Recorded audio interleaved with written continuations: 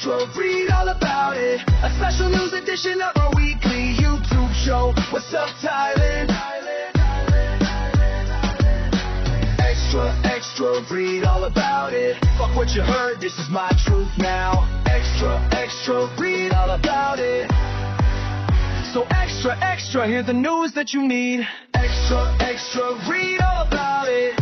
A special news edition of our weekly YouTube show. What's up, Thailand? Extra, extra, read all about it. Fuck what you heard, this is my truth now. Extra, extra, read all about it.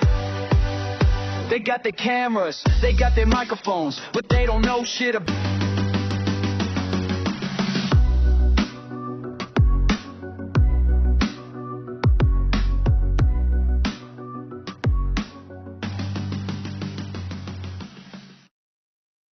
And there we go. I love that one. Welcome along to WUT. What's up, Thailand? A bit of a bonus show here. Basically, we couldn't get through the news last Saturday, could we? Because it was quite a busy show, one thing and another. And we thought we would just try this out. The time level is a bit different. It's just gone 8 a.m. here in Bangkok. I guess midday for you, Stephen? Yeah, mate, I made a terrible mistake. I owe you and Steve an apology. I thought you were 3 hours ahead of me. So when you said 7 a.m., you know, I'm getting up at 4 a.m. That's why you kept asking in the chat, what time? Yeah. I was writing this fucking hell, man. What's he doing? I've told him 10 times. Yeah. Okay. All right. We'll do it earlier next time. We'll do a couple of hours earlier, whatever. All right, we'll fix it. Well, it's about 2 o'clock in England. So that's really late for anyone joining from the UK live, I guess. Australia is midday. America, who knows? And anyway, let's get into it. Let's just play the first news story if I can find it. Maybe, yeah, sure. You know, okay, let's play it. Let's see what's going on here. Okay. All based on a single social media post. The word is that Bangkok Bank is closing accounts held by tourists or anyone without a 12-month visa or extension of stay. This amid concerns that account holders could lose their money. This then is absolutely not true. Yes, Bangkok Bank appears to have tightened conditions for opening the new accounts here, as have other banks already, seeing non-long-term residents unable to open an account. Those with accounts may see their accounts suspended at a later date unless they can provide a good reason to keep it, such as a home ownership here or marriage to a Thai. Accounts will not be closed, they're made dormant. This then allows the customer to withdraw their monies from the branch, but not to utilise the account or deposit more money into it. Dormant accounts are held then by the bank and, on proof of identity, are released. Bangkok Bank is implementing the changes to reduce the chance of fraudulent use of their accounts by scammers. And sadly, that affects the good customers too. These conditions have already, however, been in effect at most Thai banks for years. Of equal concern, though, has been a report that the bank is now requiring 8 working days to avail cash for a banker's cheque or draft. Those are issued by the bank and so guaranteed. But for those without an account to deposit it, cash withdrawals are now running at slug speed. The banks blame the issue on the fact that they don't keep huge amounts of cash in branches. Oh, there you go. Well, I mean, what do you? I mean, I don't know about this banking thing. I mean, for instance, if you come here, from next month, it all changes for you. But in the past, you come here, you have your Australian credit card, right? I guess, and you pay for meals and drinks or whatever through that credit card, no problem, right? Yep. So there's no need. It will not affect it won't affect my account, right? I can take money out. What it'll affect is me transferring money over to Thailand. Now, I do have a Corsican account, right? But the thing is, Corsican, the whatever it's called. I don't know. Cassicorn. Sorry, Cassicorn. Oh, you call it Cassican. Ah, you speak English. Cassicorn. All right. So I've got that, but the restrictions. Look, I'm having trouble getting money over to Thailand. I was transferring money over and over. What they're doing now is they're stopping my transfers, which is Wise banking. I probably don't know much about that, Andy, but that's how we all do it over in different countries. Send money to Thailand. They've stopped that with Wise. I tried to do Western Union. Western Union exactly the same. Will not transfer the money. They're stopping all transfers from overseas with these companies. I don't know about a direct bank transfer, whether I can do it or not. I'm not sure yet. I haven't tried that one yet. And there's lots of hoops that people have to jump through if you want to open an account here. You can't open one unless you've got a work permit, I think, or like a marriage visa, or so. Once you can show a permanent address, I think you can get a Thai credit card. But so say I come on holiday here and I got like £5,000 in my bank in England that I want to put over to here, but I'm here. Yeah. Can I do that now? I can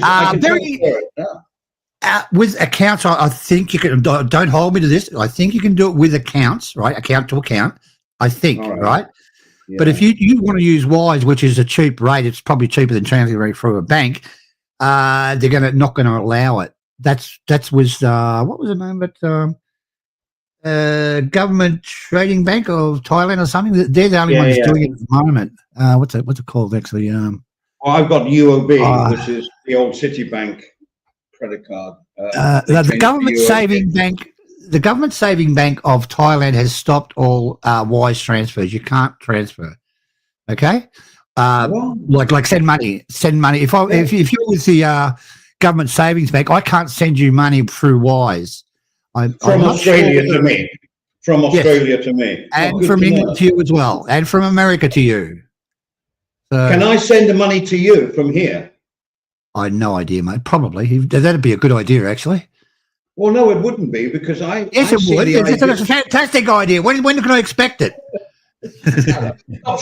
Listen. No, listen. I can understand if they didn't want money to leave the country. I mean, I still don't agree with that, but I understand we don't want any money to leave. Surely money coming in, the more the merrier. It's coming into a Thai bank. They use it for whatever they want, That makes sense to me. Well, yeah. I don't know who's in charge of the banking system over there, but they must be having a good laugh. Well, man. And it leads me on to this Casa Corn, right, which was actually called in the old days Thai Farmers Bank. And so I've been with them since 83. Yeah. 83 was my first bank. And they've removed the nearest ATM to me. And I was talking to my neighbor, an American, about it. And he said, Andy, there'll be no cash in a few years from now, even less. There'll be no cash. It will be just phone, beep, beep, QR code, which is a nightmare in Thailand. Yep. I don't know what it's like in Australia. Thailand's attempting to get rid of all cash transactions. That's why you got those little barcodes. When you go up, well, you probably do it yourself. You go up to a fruit stall in a market and they've got a barcode there and you scan the barcode and it sends the money directly to them. That's how Thailand wants to operate, which I don't think is such a bad idea. If you want to spend, 50 baht on a couple of bananas, you can scan that code, go straight into their account and they can see it. Yeah, so you show it to them, don't you? I've seen them do the barcode thing, then they show the vendor. Have you got it? Have you got it? I never use it. You should start. You should start learning how to use it, Eddie. Yeah. It's going to be the way of the future. So they want to get rid of all cash. Yeah, but how many times have you been behind a dear old lady in the checkout queue for a Lotus or something?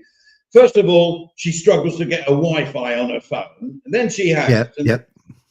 10 minutes for this non-cash bloody transfer. I walks up with my credit card, beep, just touch and go or whatever it is, and I'm done. Yeah, and that I don't think that'll ever change. Your card will always my work. neighbour says it whether your banana seller has a ATM machine to do that is a different matter. But I'd say the future will be you hold your phone up to his phone at the banana seller, and it'll transfer it electronically. So, what I've seen with the vendors in my road, for people who don't know the terminology, it could be a noodle seller, sometimes doesn't matter. Yep. 40, 50 Yep. baht food, there's a QR code hanging from a roof, and I see people Yes. pointing at that. Yeah, it's But look, is it that from could their wallet work. or something? But You've got to you'll be open wallet. walking around with no cash. You can pay a taxi, you can pay your bus fare if it's a couple of baht. You can still do it, Yeah, and that's the way of the future. Because you're going to be a perfect subject of Thailand because they've got control over your money. They know exactly what you're spending it on, and you will have to pay tax. Not you exactly, Andy, but they will have to pay tax. All those little vendors going around with the food and they're getting the cash in the pocket. The days are finished. They're going to all be paying tax and.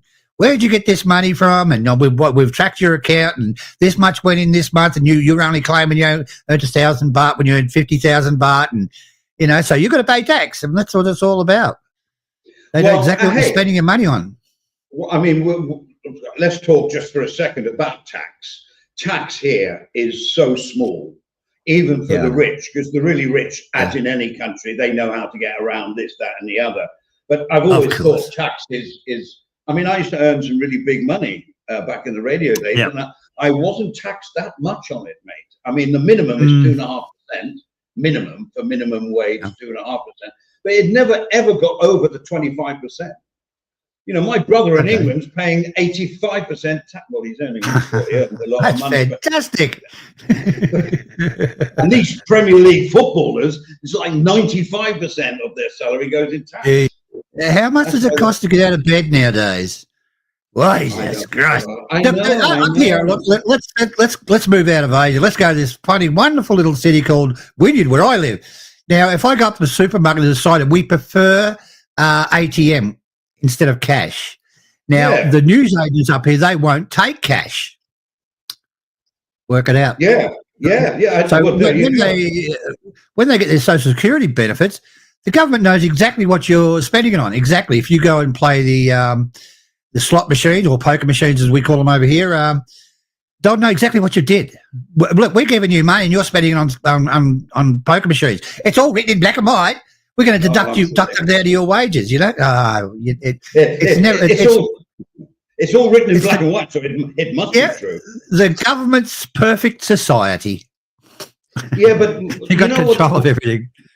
I did it today, just before we went live. I went to the Bangkok bank ATM to take some money out. I paid 10 baht. If it was my Capricorn, I wouldn't pay anything. Anyway, I paid 10 baht, but I took it all out because I don't want to go into how I finance it. I have two accounts, but my Capricorn is for cash. So all I did was take it out and put it under my mattress. Do you understand what I mean? Which is like the old days. Oh, don't bank any money. Take the cash and put it, hide it or put it in a safe or something. And that's exactly what I did this morning. Because I don't want to keep going to a foreign bank, a different bank than my own, to get cash out. They don't want me to have the cash. You know what I'm saying? So I go by my next door neighbor because he's not a resident, but he's on a 1 yearly work permit thing. He's now getting messages from his Thai bank, which is Capricorn. He's saying, can you come in again now with your path? They're clamping down on foreigners with bank accounts. There's no two ways about it. Well, while you were talking then, I tried to transfer money to the what's it called? The bank, the Commonwealth Savings Bank. Well, I'll give it to you cash, mate. You know that. This is what I get back, okay? Can you read that? Hang on. Leave it there. We cannot send... Yeah. That is live, ladies and gentlemen, okay? We cannot send cash to the... I think it's recipient. I'm looking at the back to front. The recipient's bank cannot... currently does not support cross-border remittance. Remittance. And that's what you're getting off...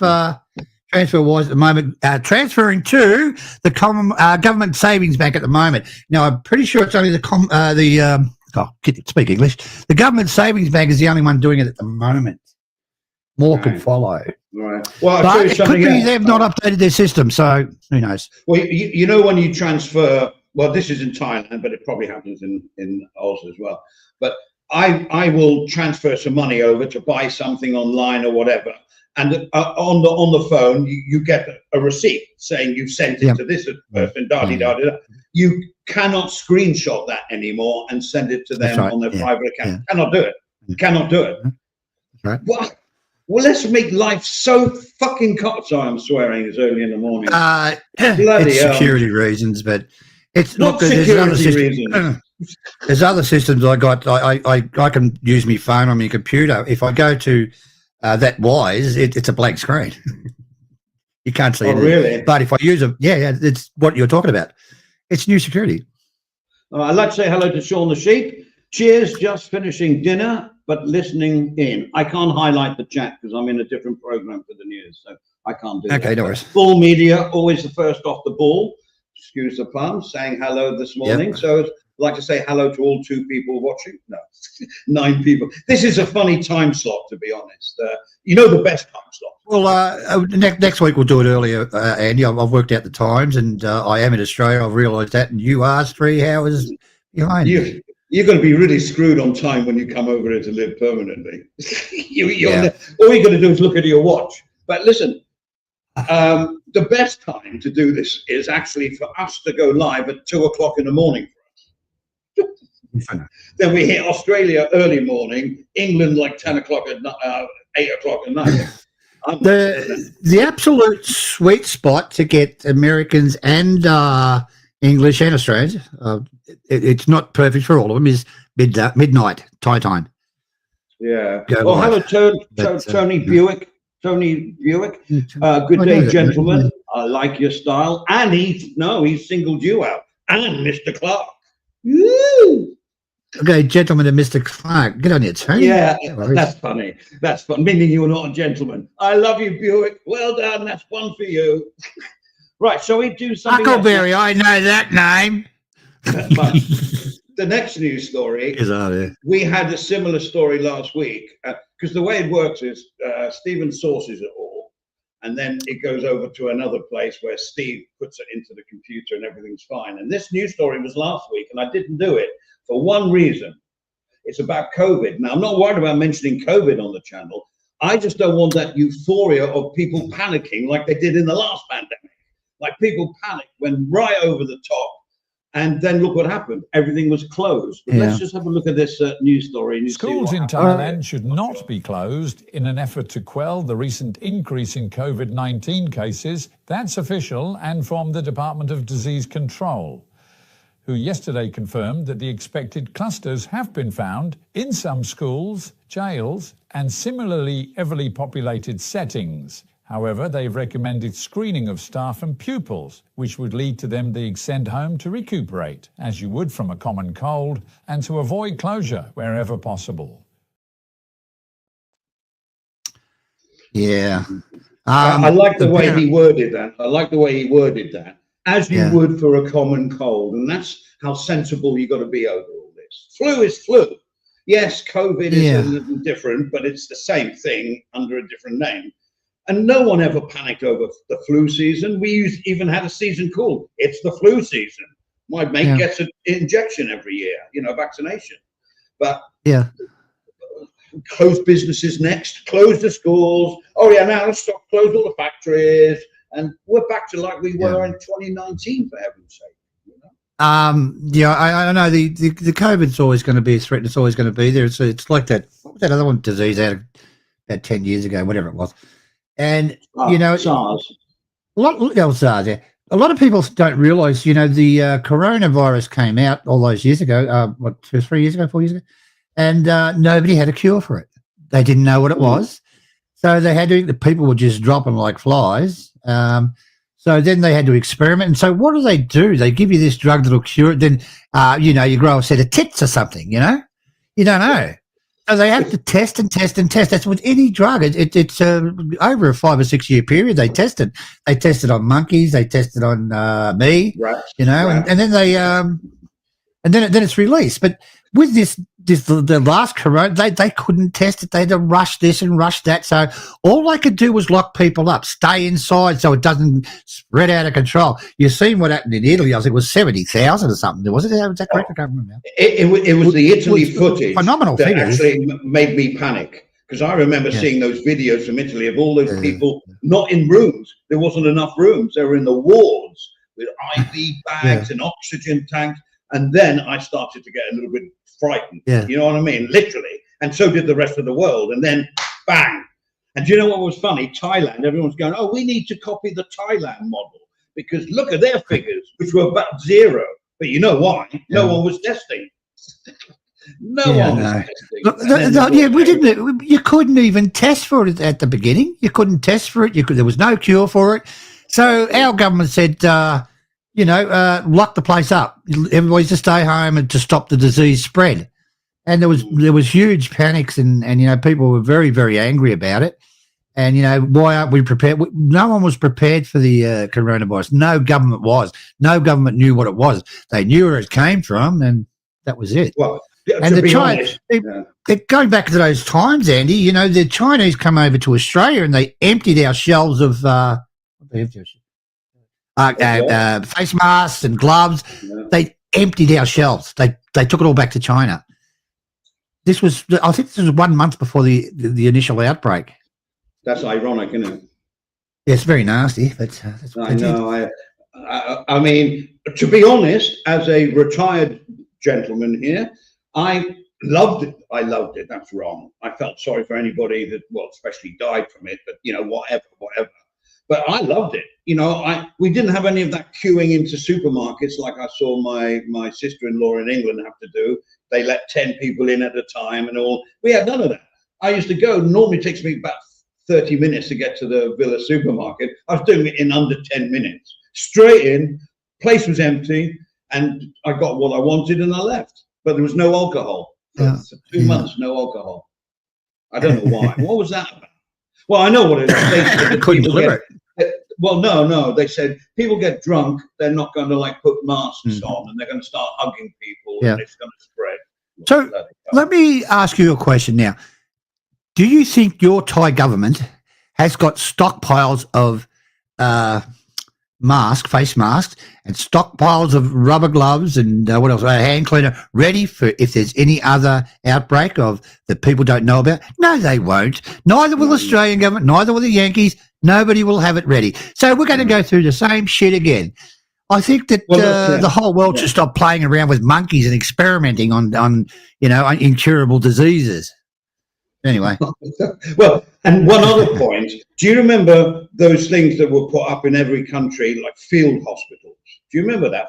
They were like in a war zone. They were tents, and they were all nice, all with the beds, all in lines, in rows. And there was not one person in any of them in Thailand. And they had lots of these field hospitals all around the country.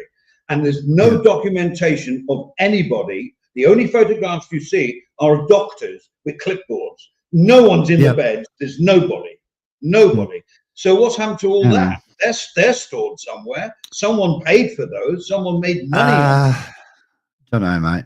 Well, there we go. All right, I've got a question to you now. All right, no. Have you finished? No, up to you. Yeah, I finished. You sure? Tony Buick, I want to answer his question there. He's made a statement. You do that. Yeah, please. Oh, Vitaly, I watched Tony. I watched his video and I thought it was pretty disgusting. But after a second review, you look at it. He was threatening to rob this old lady, but then he decided to offer a larger cash amount of money. It was only a joke. They don't really include that in it, and he was virtually only mucking around with the fan when he walked off. I'm quite convinced he would have given it back, but it's just the point of him doing it and trying to take the piss out of the local establishment, or not establishment, the local people, and that's what the Philippine government's shitty about. And if he gets a years in jail, I wouldn't lock him up any longer than that. It was. I mean, but I when I did my film, I put down that, he bashed that jogger being on magic mushrooms. I remember that. Unforgivable. And that sort of thing's unforgivable. But I don't know if, giving him a year's jail, I don't think that's too harsh. I think that's what he should get. And that other clown in where is he? Korea. What's his name? Whatever his name is. Johnny Somali. He deserves quite a bit in jail for what he's doing, and he's still doing it now. He's making a mockery of the Korean people. He's got to stop. He can't leave. He can't leave. No, he can't leave the country. and he's got no money They've coming taken his in. passport, yeah. Yeah. He'd have. Look, he's getting millions of views. Whatever he does, he'll have money coming in, Andy. Well, but I no, don't know how much. It would, you're not allowed to bring money in like in Thailand.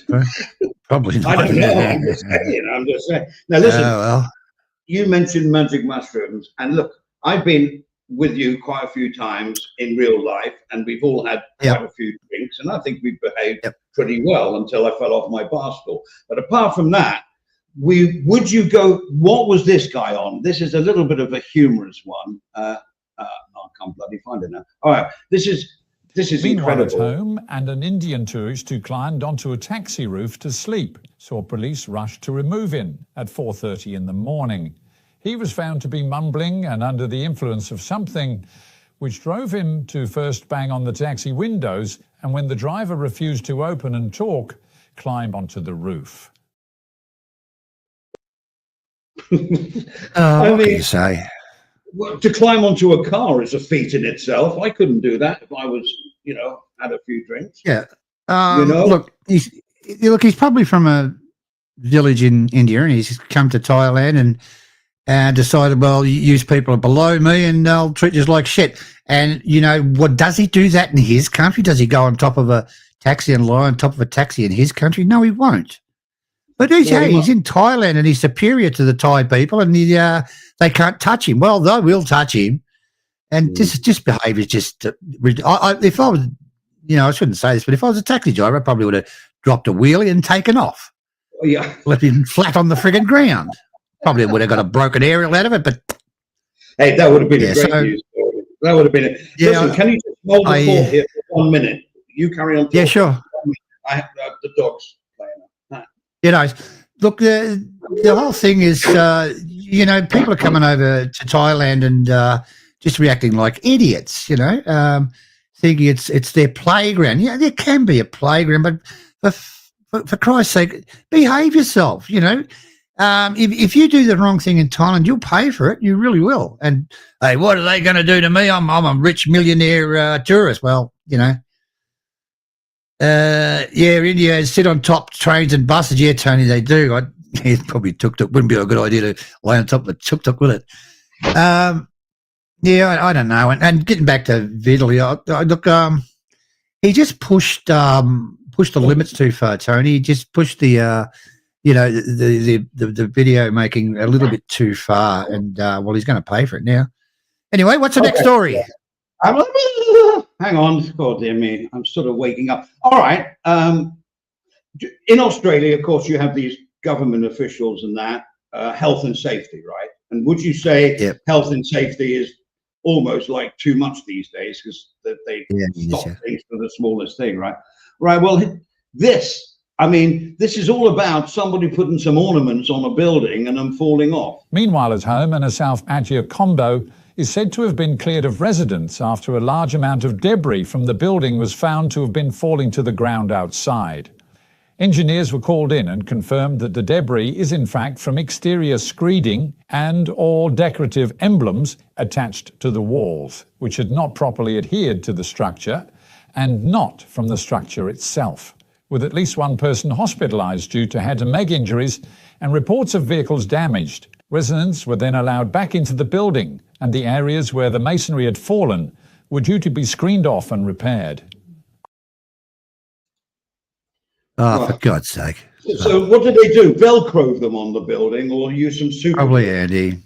Yeah, probably super glue little things on the side of what is it, 30-story building, and it does pick up speed on the way down, and that is just but fixing it to it, didn't it cross their minds if this fell, it would not be a good thing, So let's look. I don't know if you've lived in one, but when you're up high, the birds seem to come into your balcony. They'd have a little bit of a poo. They cover it in poo. So you put up a screen. You can put on a 6 foot by 10 foot metal structure that not even an eagle can get through, or you can just use a bit of netting, which if it does fall, it'll just sail down to the road. That guy probably had a, metal frame. It's just fallen off. And plus he put a few... welding. Yeah. Oh, dear. And they've probably, stuck a few emblems on their on the outside of their building for Buddha or something like that. And yeah, okay. Well, did you hear about that? Might have been a pot plant. Sorry. Well, a pot plant. Can you imagine one of them falling 32 feet per second? That'd be interesting. Yeah. This is a news story. In a body bag. A news story that I'm not doing it now, but do you remember? I don't know whether we ever played it. The BTS. To people that don't know what the BTS, it's a sky train. It goes on rails high above in the clouds. Somebody was, when it's quite busy and you lean against the doors, right? Which they tell you not to do. And this is the very reason why you shouldn't do it. One of them opened in mid-flight, and 3 people fell out and died. Oh, Jesus Christ! Oh. It was a glitch in the computer because it's all GPS. So what did they write that off as? Oops. Let's continue. It's you get into those trains. I mean, they're very efficient. I mean, every 5 minutes or something, isn't it, Andy? I believe. You get in them trains. It's like a bloody sardine tin. And I mean, if you sit in one of these trains, or if you actually do find a rare seat, there's hardly any standing room. So they are going to lead against them doors, but that's an instant death trap for me. I would never do that. And well, many of the trains now, they go like the London Underground. They've removed the seats, and they're just little pads that you lean against in the carriage. Oh, okay. So they've taken all the seats out of the. Not on every. Sorry, I'm sounding like a parent. No, on some carriages. You know what I mean? Not on every one, but I've noticed it. And that's the way. Like in Japan, they've actually got passenger pushers that push the people into the carriage. Have you seen that in Japan? They have people employ people to push the commuters in, and they're really heaving and talk about sardines. Yeah, I know. One more, eh? One more. Why don't they just add a carriage? I mean, pretty simple. Let's say that's a good idea. Yeah, exactly. Okay, moving on. We've all heard of, well, maybe you haven't. I think we all have the digital arrival card tracking, the DACT. Right, and that started 1st of May. A bit of computer glitches, but someone told me they were in line going through immigration, and they did fill the form in online while they were waiting to go through immigration. And one person, it was perfect, and the reply from the online was instant green tick, you're fine, and they just show that to the guy and through. The other guy couldn't get through for some reason. His SIM card wasn't working, and they just waved him through anyway. I love it over there. Well, look, I have one, but it's about that. So let's just see what Thai police have confirmed that the new digital entry app will be used to track those with criminal convictions and outstanding warrants globally, as the app allows a computer-run system to speedily trace each arrivee, usually prior to passing into Thailand. Now being used to deter foreign body sellers from slipping into the country unnoticed, anyone on a blacklist faces refusal or arrest at the later date. Oh, Jesus, Andy. Oh.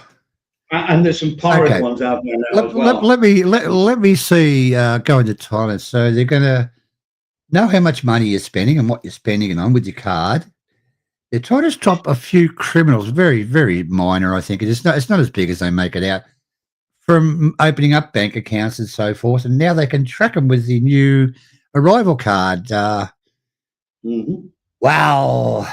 And they're trying to stop body sellers. I mean, what's a body seller?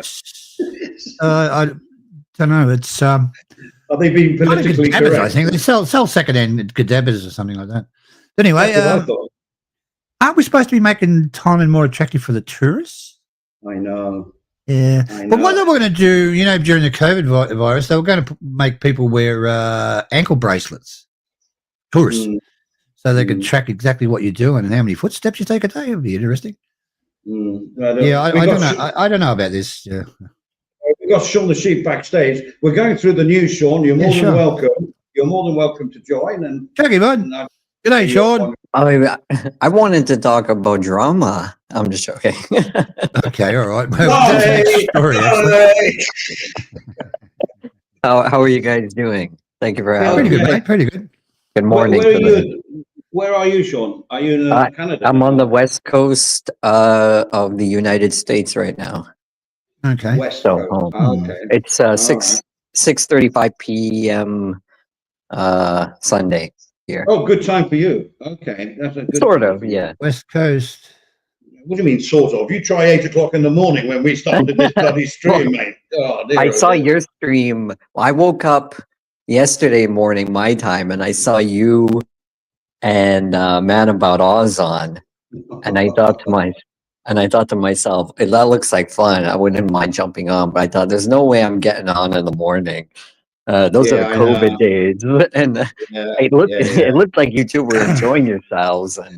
But yeah. I thought, Well, we put to death, excuse the pun, the rumor that he was dead, and he came on. We're the first yeah, channel that after the rumors of him coming on, he doesn't even open his own channel, and he it was in doesn't. one of those really good moods and spoon with spoon. You know I've what been I'm saying? told that I was dead too, although I kind of laughed it off, so people stopped. But I've noticed that, like you guys will know, like for example, people have been saying like Avery's not around anymore, so oh, he must have died. He must have passed Yeah, away. And I'm trying to tell people, he's not. He's not dead. But I people, know. Yeah, I've got some recent pictures of Avery, which I won't even share with my good friends because it was given to me in confidence. And oh, he's that's cool to fine. know. He's pretty beaten up. He's had a lot of surgery, and Yeah. but he's just like he's totally out of the game and getting his life back together. So big up to Avery. He doesn't even listen. He was addicted. You know what I mean? It was an Yeah, addiction, a lot of which it is for a people. lot of Like I people. heard that little Pick Boss bit. Oh yeah. Yeah, and I don't want to get in. I don't want to go off topic, change it. But I've No. heard that before with them, and I actually use that as sort of an example for myself. Like sometimes you just can't. Things have changed so much since the COVID days, like you guys were talking about with StreamYards and stuff, especially that I find it very difficult to watch sometimes because you feel like having a beer. Yeah, And yeah. You try operating. You try operating a channel, mate, where you've got to be on the ball, you've got to be happy, and yeah, you're feeling like. So you have a Leo and start to mellow out. You know what I mean? yeah. Yeah. Drinking this it doesn't. I don't think Clarky drinks a lot when he's on air. No, there's a No, I small do. selection of people that are able to do it um, sober, and I commend those guys. Guess what? Oh, Guess what? Sean, in the first couple of days of Talkback Cheers. Time, I was blind as a bat.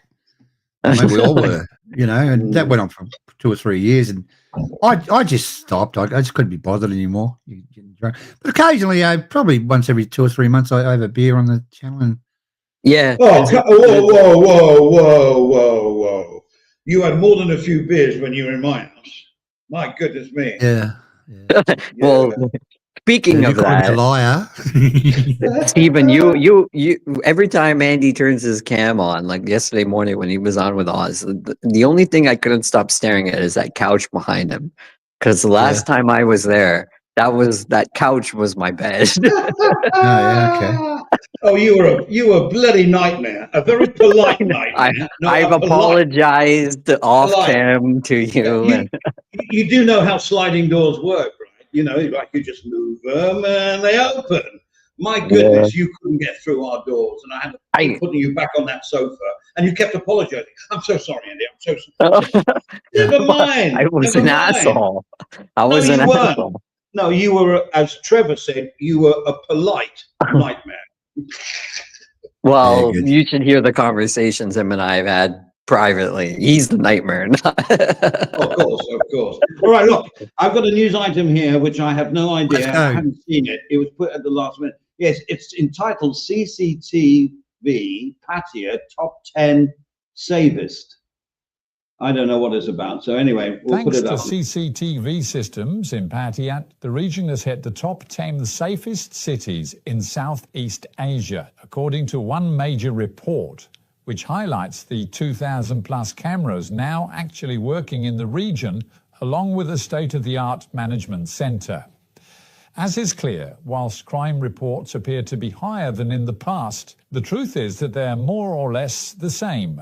But the type of crime has certainly changed. This, as most are resolved by police very quickly now, thanks to the technology available. So what have we got now? They're tracking your bank account.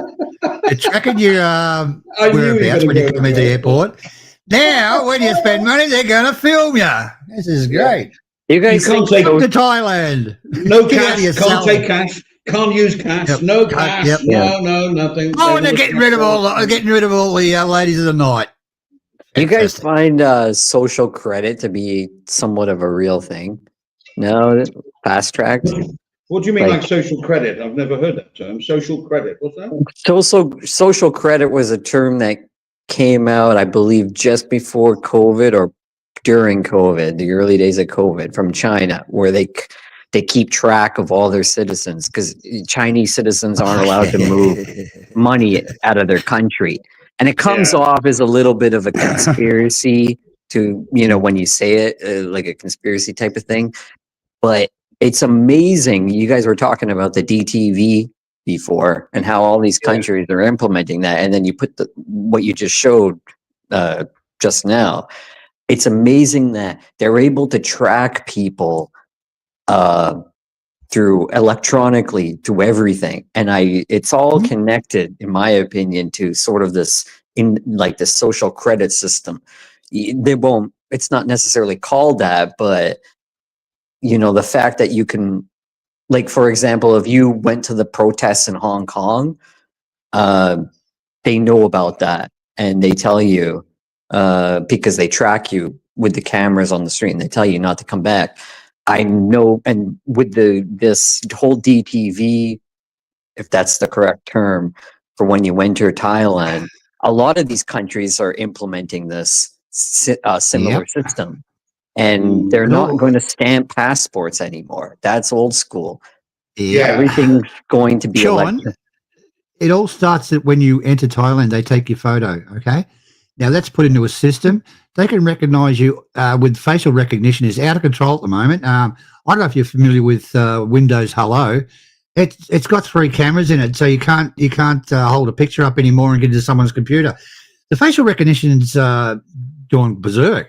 They know exactly what you're doing. They've got access to your accounts, where you are, and your criminal record. And I only just recently started using my fingerprint. Sean, listen, your fingerprint. You go back 10 years ago, right? And they were having to go at the Chinese for doing it. Now they're all doing it themselves. Yeah. The fingerprints probably at the moment is the best one of the lot. I've got it on all my stuff, all my computers, and I won't buy anything without a fingerprint reader on it. So, it is the best security measure, but at the same time, you have to think to yourself, like, I'm one of those people, like Cheap Charlie's like that too. Like, I don't like giving away that type of information, that you think fingerprint, well, that's something the police department has if you do a crime or something. But now all these companies have them and they're selling your data. And it's global. Everything's connected, global. And when it comes to bank accounts and stuff, like I was looking at. Look, Sean, if you go to your browser and you type in elephant eating bananas, all right, so blah blah, fantastic, and you go onto YouTube, you get all these little things about elephants eating bananas. And you start getting all these. When you go back to your home page, you'll see all these elephants eating bananas, and we can sell cheap bananas and come to this tour and see the. How does that all work out? Yeah, exactly. A friend of mine was talking, and one of the I only go to like about 2 or 3 channels now these days, low key channels, and one of them, the host loves to talk about Temu. I don't know if you guys are familiar. Temu is a Chinese. Temu. It's like the Chinese version of Amazon, but it's like very cheap, and so it can become very addictive. What's that one, Sean? I missed it. What was that one? Yeah, Temu. We got it here. Yeah. Can I interject? Temu in Thai means snot. Okay. When your nose is running, or you got stuff in your eyes, guns and stuff. Mainly in the oysters. Nose area. Oysters. You try it with a bit of lemon. Temu. It's Temu. Yeah. So that's great. You are really. Yeah, I got to see a Thai woman going knuckle deep into her nose. There's nothing like it. Sexy. Kelly Fraudwell, I think he was commenting on that, about that blogger that had a year in jail or something. He said that the guy should have got 24 years. Not Who's 1 year. that? Oh, Kelly Fraudwell, I think that's maybe a No, I mean the vlogger. Steve knows about it. Stephen knows about it. Oh, What was is it it? the Johnny Vitaly. Somalia? Yeah. No, the yeah, Vitaly one in the Philippines, I think he's referring to. Yeah. I didn't know he got sentenced, but yeah, he should. There's a lot of Never low mind. key. You guys know Reddit? Obviously, Reddit. Yeah. So there's a subreddit called Expat Shame, and it's people that put up basically so-called tourists or expats mostly in Southeast Asia that are behaving in a bad way. And Ben Nguyen's been put on there. Eli from Vietnam's been put on there. Really?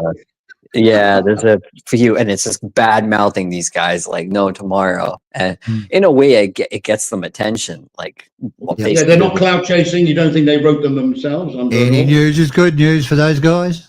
Yeah, maybe they wrote them themselves. You know? But there's a lot of I notice there's a lot more. I don't go there that often, but there's a lot more copycat Johnny Somali / Vitaly type people out there. And I've spoken to locals in Japan about, have you heard about this? And they go, yeah. And there's that whole foreigner xenophobia that continues, and that is very frustrating. And I've noticed that with Thailand and stuff too a little bit. Oh, Sean, you look at Thailand, there's some of the vloggers down there being absolute idiots, and it does reflect on all of us. It really does. Regardless of what you think, if you go to Thailand, you're a foreigner. You're compared to being some sort of fucking moron, you know? I call them shock vloggers. Says alien on it. They're shock vloggers. That's what I call them. Like the old days of the shock jock. You know what I mean? Like Stern was one of them. Say outrageous things, and people they don't agree, but they watch, and that's the way to get your name around. And that's Somali was one of them. It's good news, isn't it, Danny? Eh? Any news is good news. He started this, I don't know what the word is, but this chain, this domino effect of now he ruined these. Like, if there's one thing that I would like to do is sometimes people say, hey, Sean, why don't you stream? You know, to be honest, I wouldn't mind, but one of the places I go to the most, even in Thailand, for example, I'm not that type of a person that would have a camera out in front of me and would go into an establishment without film people, it's considered rude. I'm filming from the public area. I only video what the eye can see. I'm allowed to do it. Yeah, I guarantee you, if you ask anyone in from 7-Eleven to the bars or whatever in Asia, for the most part, hey, is it okay if I film you? Most of them are going to indirectly say no. They might smile and say, what? Like, no, kind of. So they don't I did probably 700 films in Thailand, Sean. I'd never had a problem. I mean, they'll hold their hand up and wave it. That means don't film me, or they'll point it, you know. Only one time when I was at a restaurant, I was walking around with the camera and some guy went, no, don't film me. I took it out. I said, no problem. But a lot of them just, if you say don't film me, they'll walk up and stick it in your face. And you get upset and there's a fight and they've got even more content and it keeps, it just escalates from there. And I can't do that sort of thing. If you don't want me to film you, I won't film you. But you've got to understand one thing though, guys. If you go to a place like Pattaya, everybody's a photographer. Even the bar girls, apparently there's bar girls in that area. They've even got, cameras on them. And so it's virtually a camera world. So I don't think people are really worried about it anymore. I mean, but as a foreigner, sorry, Andy, go ahead. No, I just a caveat to what Stephen was saying about he did it. That's quite a few years ago. So in that impasse of time, there's been more Somalis. There's been more, as I call them, the shock vloggers, because it works. So the whole thing has changed from when you were doing it. When you were doing it, I don't think actually people understood camera phones, especially up country where you were a lot doing it. They didn't know what you were bloody bloody doing? You know, so Yeah, they didn't that's care. true. That's true, Social Andy. media Yeah. was And they're trying to now. make money off of it as well. I mean, I watched a film many years ago, about 5 years ago. It was Kevin Thailand and a couple. They were opening up a new shopping centre, the one with the aeroplane at the front. I can't remember the name of it. Yeah. And there was an opening there, and all you seen was these cameras on sticks everywhere. You know, it was insane. And there was, I think there was 50 videos were out within hours of the opening. 50 videos on YouTube. Well, I've got a caveat on that one, and probably Sean is probably more able to probably agree with what I'm saying. It's for younger people. When these new malls open, you know, when at the end of a football match and they're interviewing the manager, they stand behind a board with all the advertisers at the back. In any sport, Formula One, you've seen these interviews. Oh, okay, yeah. There's a little designated spot for them to do it. They may have 10 of these things in a row, but everyone's doing their news report, and behind is a board with Adidas and Now, new places, new clubs, new bars, new malls, they have an area designated for the blogger, so that you can go and talk behind. And they use it simply. It's the cheapest PR they could ever do. They put up a board, put a tree, make it look nice, and people go and they talk, hi, I'm at the so-and-so mall, and it's Icon Square, and it's and there's lots of food, and it's great, and behind's all their sponsors. So they're getting all the PR for free. I mean, and that's a young person's thing. That's the future. I mean, TV's out. Like, do you guys know Bald and Bankrupt? Yeah, one of my favorites. Yeah, I've heard of him. Yeah. Yeah, he's been going to China recently, and there's a lot of speculation about whether the Chinese government is paying him to do the types of videos that he's doing. Yeah, and you know what? He was thrown out of Russia, wasn't he? Yeah, Kazakhstan, I think it was, but it had something to do with Russia. Yeah. And it just goes along the lines of what you're saying is he's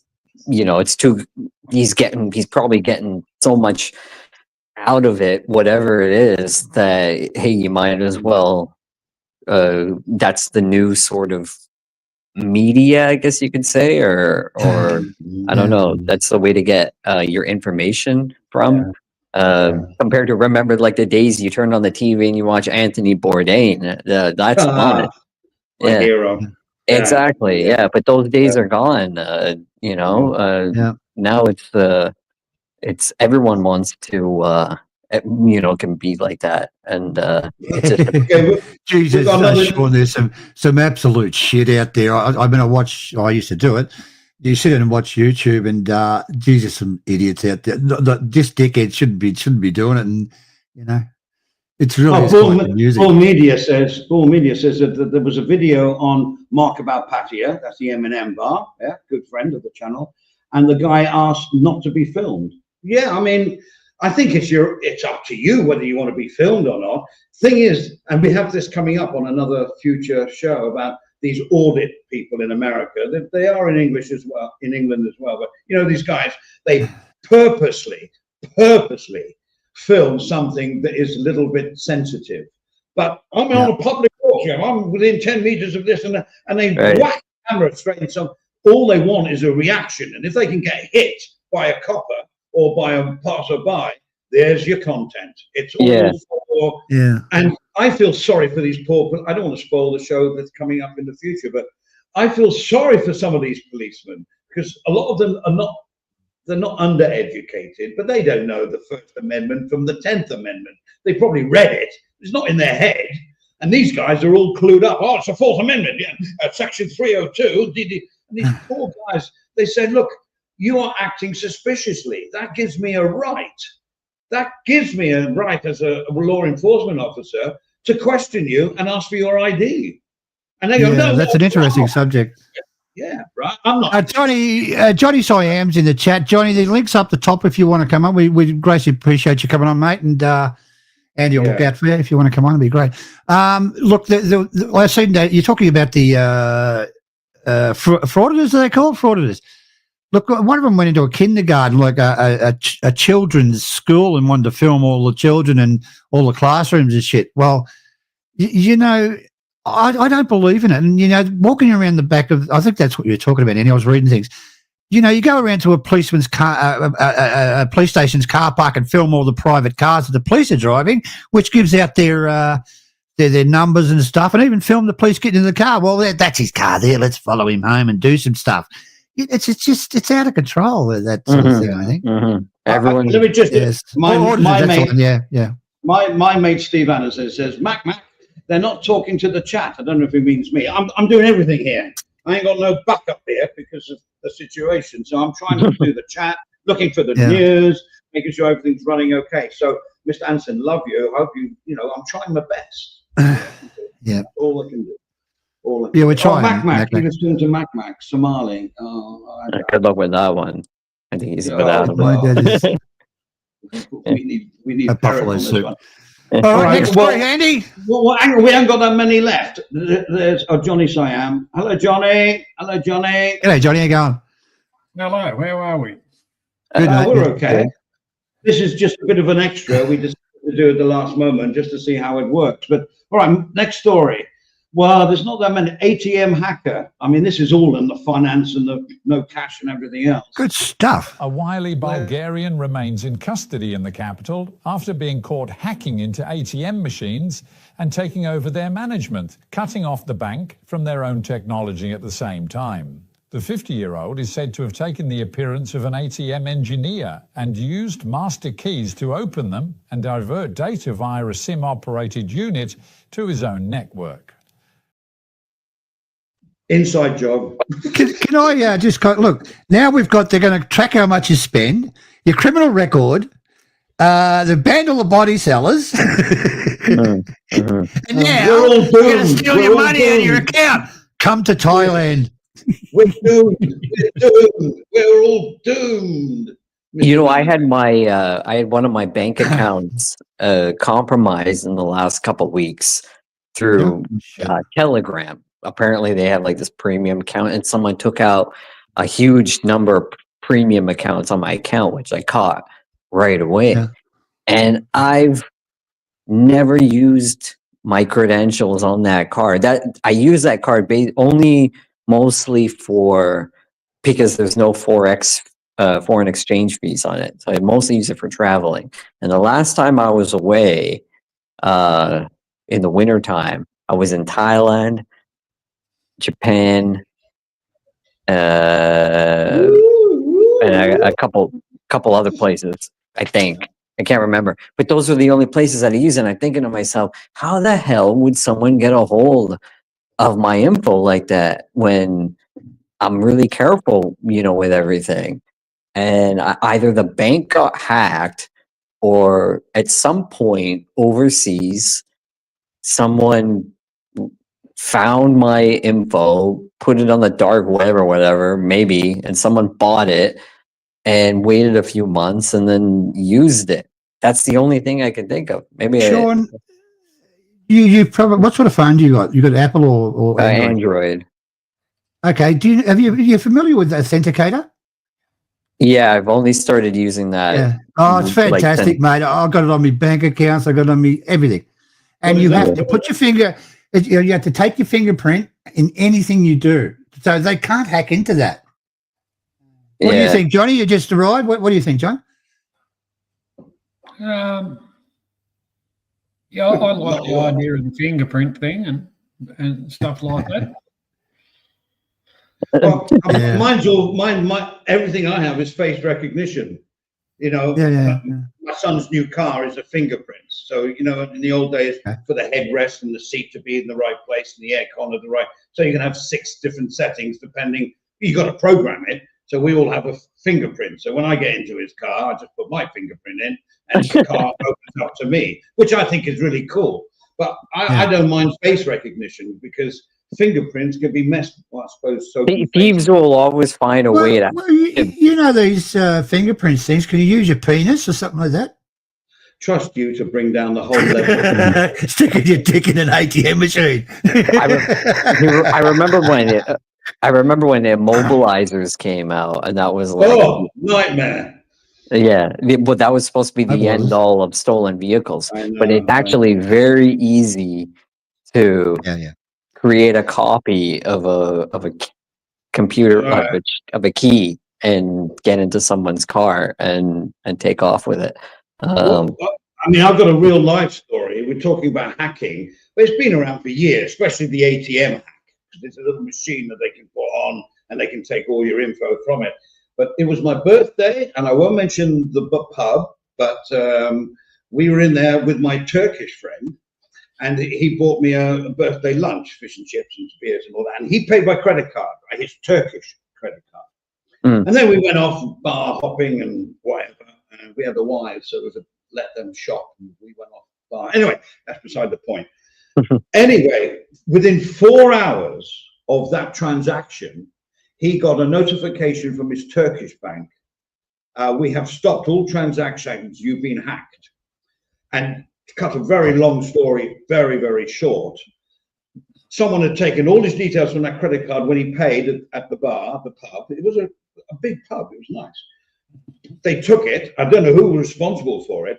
And they showed on his statement all the transactions that had been done within that 4 hours that we were out enjoying ourselves. And they were all at Walmart, and they were all purchasing like batteries.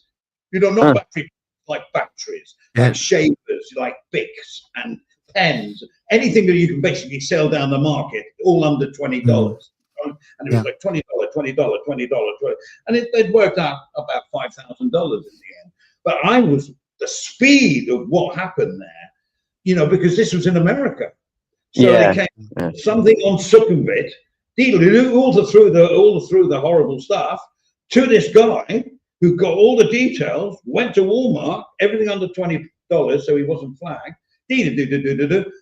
And of course, you know, my friend didn't have to pay for anything. But I just wonder the speed and the technology involved.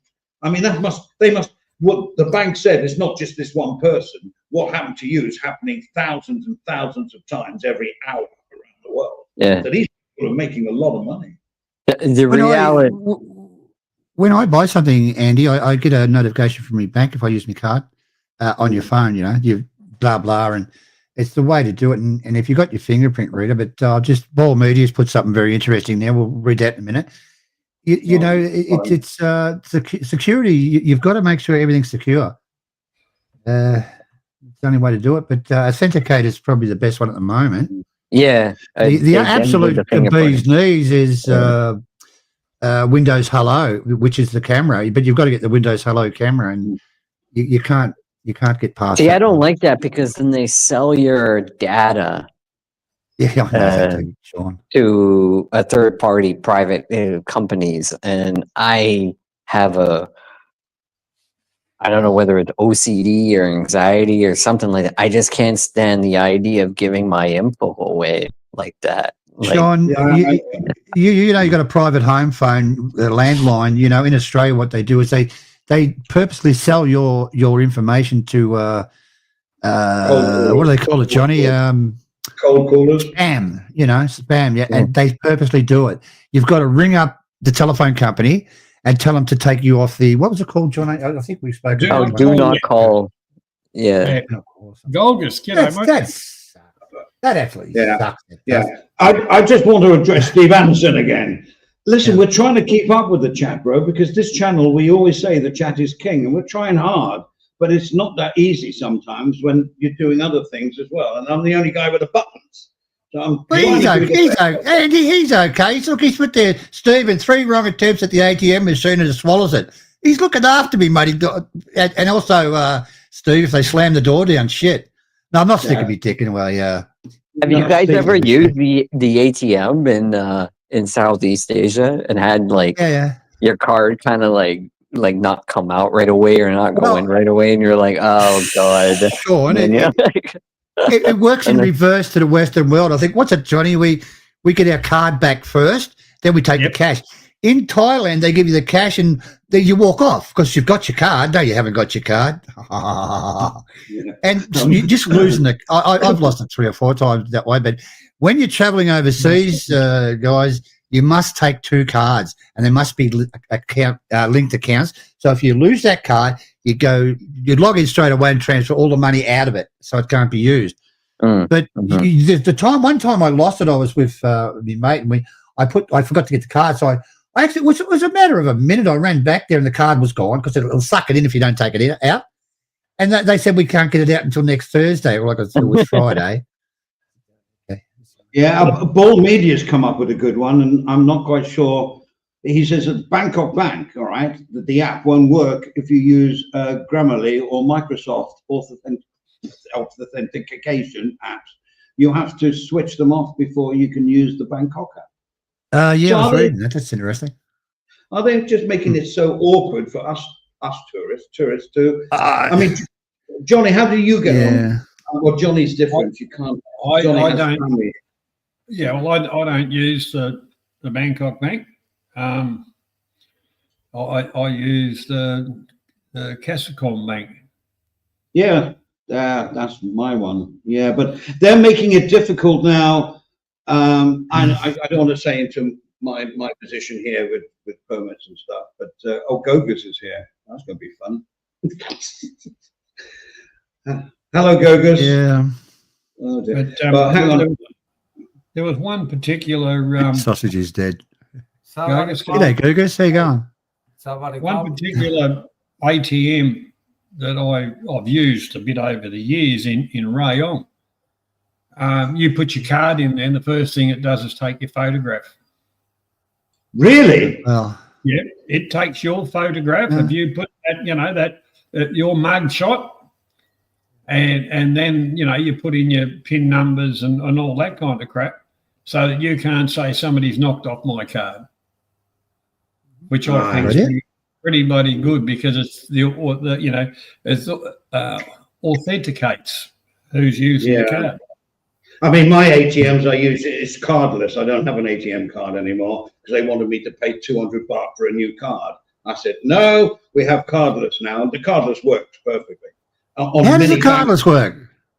We just go up there, you take it's a QR code thing. And you use your phone. You use your phone, yeah? Oh, you don't touch the machine. Well, you do. You Use click the phone. on cardless and that's it. Yeah, use your phone. Yeah, it's convenient. Each country has their own version of that, but I find that what happens if you lose your phone? That's the scary part. Oh, yeah.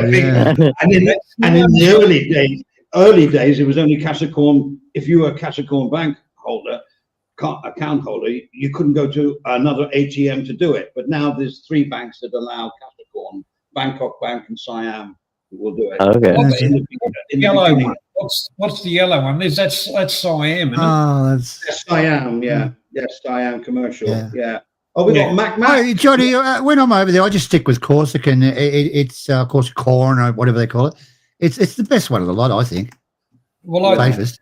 You've got the blue one and the green one. I was originally with the green one, and they were giving me the shit, so I told them to go F themselves, walked across the road to the blue one, and haven't had any problems.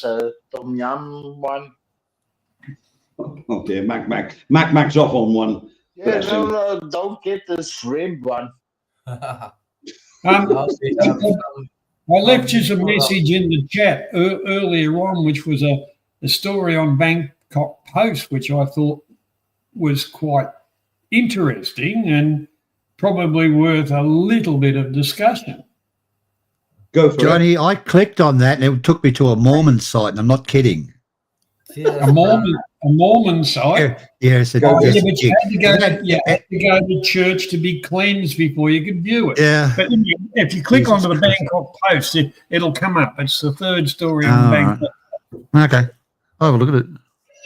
Well, can you enlighten us on the news article? Hey. Well, if you go into Bangkok Post, Andy. Yeah, well, not now. I'm doing too many things at once here now. Yeah. I thought you said you could multitask. No, you said I can multitask. Yeah, Johnny, he can multitask, Johnny. It's just that he cracks under pressure. Oh, that's right. He hasn't got enough hands. Absolutely. I like to see you. No, Johnny could do it. I like to see Clarky have a go at it. No, I'm trying to. talk about the conversation at the same time as do everything else. And no, if that's All right, not all right. multitasking, then I'm not good. All right, Now, share Johnny, screen. Share What? screen. Here we go. Hey, Cheers, cheers. All the way and all the Yeah, time. all the very best, Gogus. Bless you. Love you, mate. I was visiting may I?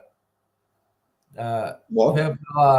February I was visiting 12 nights Pattaya and 2 nights Bangkok, and I was so upset and I have to come back, and and 2 weeks ago I was 16 nights and Pattaya, and good time. Anybody got Google Translate here? All right, listen. No. So, No. have you presented something, Johnny? Okay, Johnny, I'm with you. Yeah, That's it for you. Yeah. Okay, bro. Now that's you know, that's your heading. That's your heading. Hang on, listen to this article play. Does that? Oh, we got it. We've got it. We've got Thailand's that new one. helmet law sparks questions from foreign residents. A new nationwide road safety campaign launching in Thailand on the 1st of June has sparked debate among residents and visitors alike, as authorities begin stricter enforcement of motorcycle helmet regulations in an effort to reduce road accidents and fatalities. The Safe Roads Project, initiated by Thai Traffic Police, will see intensified checks on motorcyclists and passengers who fail to wear helmets, with violators now facing an increased fine of up to 2,000 baht, quadrupled from the previous 500 baht penalty. The campaign targets high-risk areas, particularly roads near schools and educational institutions, with a focus on building a culture of compliance with traffic laws. Under the new directive, both drivers and passengers on motorcycles are legally required to wear crash helmets at all times, regardless of distance or location. Authorities say the regulation aims to tackle Thailand's persistently high rate of road traffic injuries, particularly among motorcycle users. The updated law has prompted questions among expatriates, with one foreign resident taking to social media platform Reddit to inquire about its application to motorcycles equipped with sidecars, commonly referred to in Thailand as saling. In his post, the man described a lighthearted disagreement with his Thai wife regarding whether passengers in a saling are subject to the same helmet requirement. While his wife claimed the vehicle's configuration made helmets unnecessary, he argued that the saling still qualifies as a motorcycle under Thai traffic law. Although the Royal Thai Police have yet to issue a specific clarification on helmet requirements for saling configurations, the current legislation makes no distinction between standard motorcycles and those fitted with sidecars. As such, all riders and passengers are presumed to be subject to the same safety provisions. Authorities have also instructed provincial police forces to identify areas with frequent traffic violations or accidents and to focus enforcement efforts accordingly. Repeat offenders may face escalated penalties, and checkpoints are expected to become increasingly common throughout the campaign. Thailand has one of the highest rates of road traffic fatalities in the world, with motorcyclists comprising the majority of those killed or seriously injured. The government's latest move signals a renewed commitment to tackling this long-standing public health issue through education and enforcement. Or the lingerie or the small tits. Sexy, man. Where are you going with this? Who's this? I can't see him. Who's talking? Golgus. Gugus spoke to the whole lot of it. It's okay. No, it wasn't Gugus. It's Mac. He's there now. No, it was Gugus. Whatever. He was muted. Okay, whatever, whoever. All right. Got the drift of it. Look, a lot of you see a lot of motorbikes in Thailand, John, and you probably agree with me. You know, they haven't got a helmet, but to buy a helmet in Thailand, you're looking at 3,000 or 4,000 or 5,000 Thai baht for a good one. What did he wants a condom. Okay. But you know, for 3,000 or 4,000, 5,000 baht for a helmet, you know, that's like, you know, a whole week's wage for some Thais, probably more. So if you're worried about it, buy them a fucking helmet. Johnny, go on, Johnny. Go on. The whole thing about that is, righto, you're in the middle of Sukhumvit, you know, and then you're going down to your hotel, it's a 30 baht ride. If you don't have a helmet on, that turns into a 2,030 baht ride. It's not going to work, is it? That means they'd have to carry the spare helmet around, and they're not going to fucking do that. Most of them do that. But if you've got the typical Thai motorbike, they've got mum, dad, and a couple of kids, that means everybody's got to have a helmet. Yes. Yeah. I've never, John. I've never noticed the taxi, the motorbike riders with spare helmets. I've always got one for himself. I've never really seen one with a spare one for the passenger. Oh, they do. But they're crappy. They're A lot of crappy. them have a split one under the seat. Okay. Okay. You might as well wear an old ice cream container or something like that. Yeah. Okay. They're lined with styrofoam. Yeah, Oh, yeah. well, it's better than nothing. But the thing is, what is a tuk-tuk? It's not a car, it's not a bus, but it's not a motorbike. Now, that brings an interesting one into the mix, doesn't it? Because, all right, you get 15 people in a bloody tuk-tuk. Technically, they're supposed to have 15 helmets. Well, yeah, it's like life jackets on a boat. 100 people on the boat with 20 life jackets, Well, ask the Titanic about that. Exactly. But I just want to say, I don't want to carry on. I've been here for years and years and years, but I have. And I've seen this. Every now and then it raises its head about the helmets, and then it all gets forgotten. It lasts about 6 months, and you'll find that the taxi drivers, the bike drivers, they'll have a spare one for the guy, and they'll say, put it on, because they're on Sukhumvit and stuff. But out in the sticks here, there's no police monitoring anything, so that no one wears a helmet on a little bike that goes to the local store to get their provisions. They don't wear a helmet. They don't wear it. And they're not the one, Andy, do you know most of the, I think it was 80% of the accidents with motorbikes is when you go around the corner and you don't wear the helmet. It's true. I know. Oh, most accidents happen within a mile from your home. Yes, that's right. Bike. Yeah, I know. Well, that's on the way back home, because they went up and got the grog and they had a few samples and they were on their way back home, because they only had 500 metres to a grog shop. As you do. Well, that's an interesting point. I think under those circumstances, they should have some sort of helmet for the beer. Well, they have. It's got a tin cap on it. Yeah. I've seen. Yeah, but that news item, actually, Johnny, we did have to talk about, but my only reflection on that is I've seen it all before.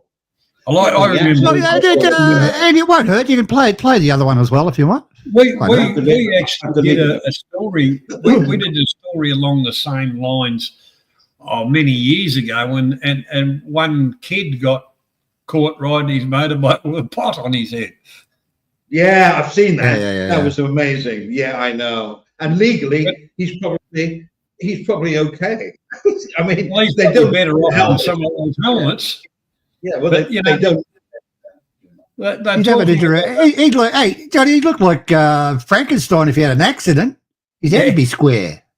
Well, the whole part about it is when it come to burning him, already half of it's in the soup. But I think about that. But I was just saying, well, what a salang. You get 4 people on a salang as normally. Then one behind the driver and the other one on the motorbike. So technically, there's six or 8 bloody helmets. You can have a helmet. Bring your own helmet. Yeah. Get a whole heap of Germans in. I like some of the motorbike drivers, some of the vloggers, they put those cameras on their helmets. Now, if they do, hopefully not have an accident, the camera goes clean through into their brain.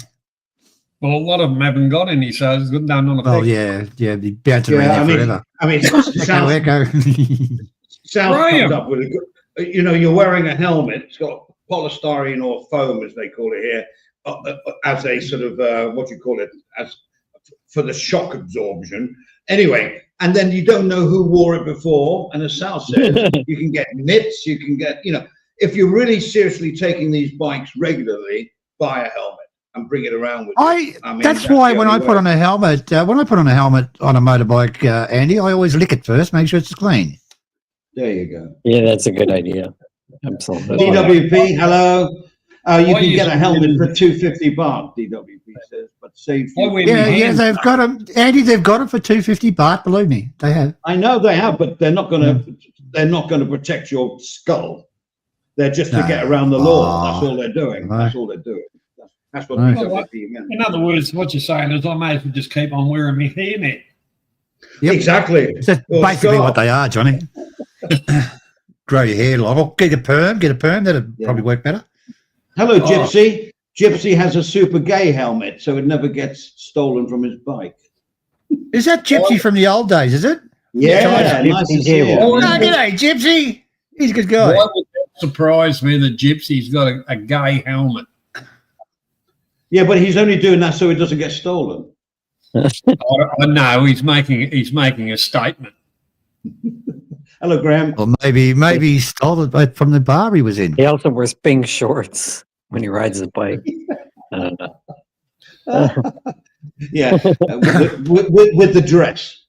Yeah, that's when you definitely know you need to leave. Then you're gonna get arrested in China. Actually, Gypsy's trying to take over from what was that Sheila Cyborg or whatever that had the big tit Oh, job? yeah. I think Gypsy's trying to take over her with his cross section of gender. Yeah. G'day, Graham. How Right. you doing? Okay, we've got one more news story.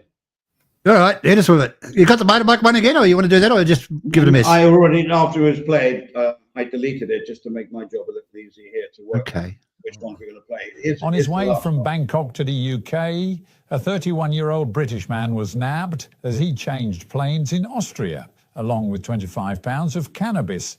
He, of course, has claimed that he had no idea that the weed was in his bag. Authorities there, though, were keen to prosecute, and his return to Newcastle, his final destination, has been seriously delayed for sure. Well, Nothing to actually, do with me. Nothing to do with me. I did. Did you pack your bag Yeah. yourself? Yes. Still nothing to do with me. You ever get scared? Like sometimes when have you ever had the dog come over? Specifically, they point at your bag and get the dog to sniff at your bag, and you're like, "Oh, this is fine." Yeah, And it happened to me, Sean. It cute happened to little me. dog, No, and then you're like, "Oh, wait, No, what if?" it wasn't a cute little. It wasn't a cute little dog at all. It started humping me leg.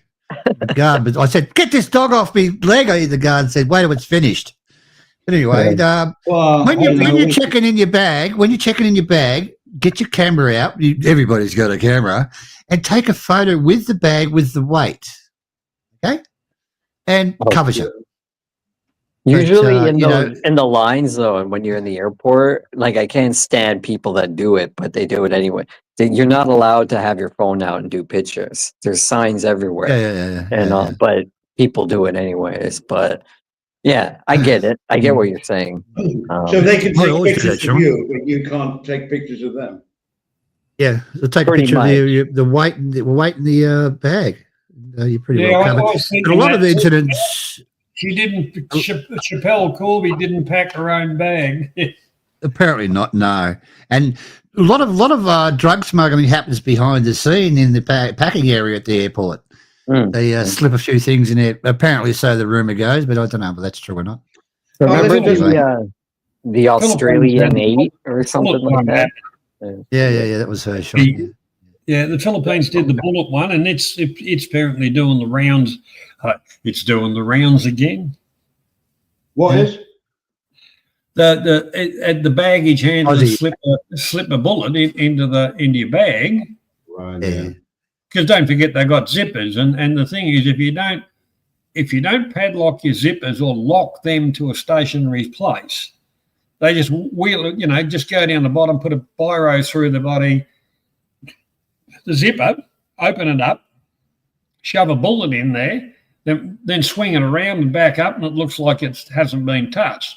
But when they open the bag, when they're doing an inspection, there's a bullet there. What are you doing with that? That's going to cost you a heap of money. I always check my bags when I go through the TSA or any country. They got that little table at the end. Take out your laptop and all that type of crap, and then I just move everything over and I make sure that everything is maybe it's an OCD thing, but like everything is like still as it was before, memory wise. So I just don't want what I do, Sean, I take a Ziploc bag with me, a big one. I put all my shit in that so I can see it. When you put it through the scanner, you know it's all there when on the other end. It comes in quite handy, actually, doing it that way. Yeah. All right. Against my better judgment, Gogus has been here for quite a while. Gogus, when are you coming back to Thailand? No, I was there February and I was a little bit frustrated, so I have to come back in May. Good times, anyway. Why were you frustrated? Losing my job, bartender, and so on. You lost your stock? During No. may I? During the Couldn't bear it, Sean. so on. So I didn't have. Hey, I'm a handsome guy. I'll have to Google all that. Big ham. Anyway, so me and my friend, we visit February and we visit May. Okay. Great. Okay. Yeah. All right. Well, that's wonderful. That's the news stories all sorted out. Okay. Yeah. All right. Well, that's about it then, Andy. You want to have a little chat if you like? Up to yourself, mate. You're the boss. No, I'm not the boss. You're the boss with the buttons. I'm the boss. I'm the real boss, but you got the buttons. Boss with the bat. Oh dear. Yeah, I'm going to I have don't to give mind. Andy a promotion. I don't mind. Yeah, I'm looking for a pay rise. But what Okay. Have we'll you got do- any? Sorry, go on. No, I haven't got anything. What about you, Sean? You got something you want to talk about? Getting off your hairy chest? Yeah, if only I had enough hair on my chest. But the DTV thing is very interesting. I find it's a little bit. Yeah. With all these countries that are doing it, I gotta like. What the hell was that? It was nothing. Andy scratching his bum. Yeah. Yeah. Hey, sound as if call other sound join us. He's Right. probably in bed by now. It's late for him. Wake him up. He's a good guy. Thanks for asking for the other Sean to come on. Yeah. Did he? Okay. Yeah. Never mind. yeah. You got anything you want to talk about, John? No. Oh, John. Yeah, sorry, John. Yeah, Johnny? Johnny's gone. All right. Well, I guess that's about it. I mean, it's Sunday, so but it was a cool. Thanks for having me on. When are you off to Thailand again, Sean? Not looking at any flights at this point, but realistically, probably sometime in the fall. Yeah. What's that mean in English? Late September, October, possibly. Is I'll be I'll be in Thailand. I'll catch up. Yeah, definitely. We'll trash Andy's house. Yeah. Hang on a second. Clark is coming to Thailand. I'm shipping off to the UK. Andy, I've been to Andy about 10 times with my friends, and we wrecked the place a few times. And Andy, very rudely said to me, "Next time you come in here, can you tell me first, please?" Very, very rude of him. Fuck me, I made you a bacon sandwich. What do you want about? He did do. I never had any bacon sandwich. Oh, You had pizza, man. You had pizza. And I ate 2 plates. You had it all. Hey, Steven. Yeah, so mate. Yes, go. You have guitars. So you have all guitars. Yeah, I have, mate. Not now, though. Can you? May you? Please. No, it's broken, mate. I can't use it. It's yeah. Never mind. Yeah, but it's interesting. Yeah, the whole everything's changing. Anyway, all right. Hang on a sec. I got a question. So directed to Johnny and Stephen and Sean. When you come here, you don't get a visa, right? You just go what's the automatic visa when you arrive here? The tourist visa. Tourist visa, yeah. So no money involved. You get 60 days, is it now, or what?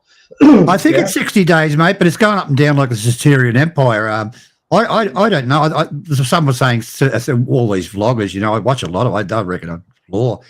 Some say 30, but I think it's 60 days. I really do. It looks like they're going to keep it at 60, but at the same time too, when you check in, depending on the airline too. Yeah. I've spoken to a few other people on StreamYard panels about this. So you're allowed to go into Thailand, and then you can extend it inside Thailand for an extra 30 days. But the last, when I went, not last time, time before on Korean Air, she goes, do you have an onward ticket or something like that? And I go, yeah, you want to see it, whatever. She goes, no, I just need to make sure that you're leaving, you're not overstaying your visa. But they don't know that you're allowed to extend when inside the country. So apparently, if you go to check in and they say that we want to see your onward ticket, and let's say you've booked 59 days or whatever it is, or 29 days, whatever the rules are, they'll stop you and they'll go, no, sorry, we can't let you in, or we can't let you board the plane. And you go, well, I'm allowed to extend inside the country.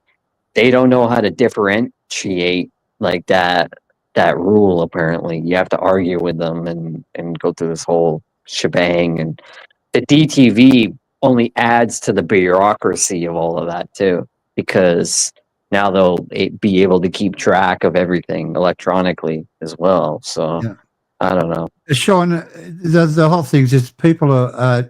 Thailand used to be the number one spot in Asia for tourists. Now it's no longer that. They're going to Vietnam. They're going to Cambodia because and Vietnam because they're offering better deals. They're cheaper, and when you, I think the visas are more. I think Philippines got a really good visa. You can stay for a year. I think, John, is that correct? I'm not sure, but and Thailand's got all this, do this, do that. Next thing will be cavity search. We can only hope. Yeah, Japan's become kind of a dump too. Their currency's gone down. Hey, we're going back. May I say something about Vietnam? Because from Europe, it's not possible. It's only 2 weeks, and you need a visa for more than 2 weeks to Vietnam. Many people like to visit Vietnam, but only 2 weeks. And because I don't know, it's difficult, and Thailand is so easy because you get a stamp for 60 days. If you what do you think, Sean? Google Translate. Yeah, but nobody wants. Nobody wants to visit Myanmar. Difficult.